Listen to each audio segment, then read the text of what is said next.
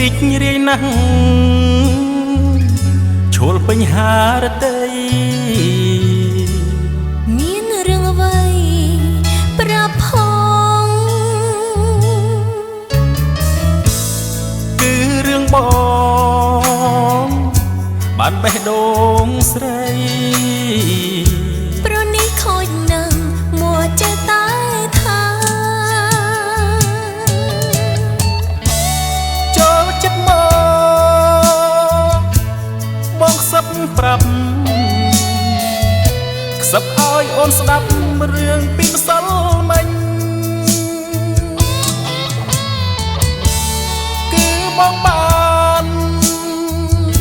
ជួបអចាស់ទុំលោកបានសុំគុំស្នេហ៍យើងទាំងពីរអូនដឹងទេស្នេហ៍យើងឆ្លងដល់ត្រើយគ្រាន់ប៉ុណ្ណឹងអីក៏អស់ម្ល៉េះបងសុំជោគខ្លួនមកថែរក្សាអូនបដិញ្ញាប្រគល់ស្នេហ៍ស្មងអូនឃើញទេតាមយ៉ាងណាទៅដែលទៅជាម្ចាស់នៃបេះដូងស្ងួនបែរភ័ក្រមក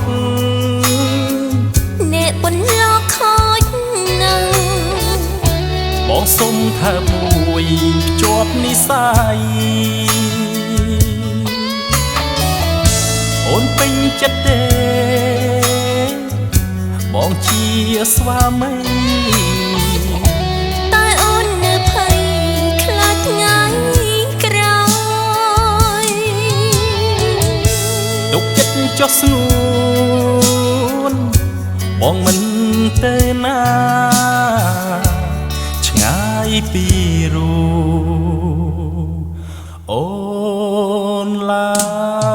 យអូនសង្ឃឹមលើរូបបងហើយលោកនេះមាន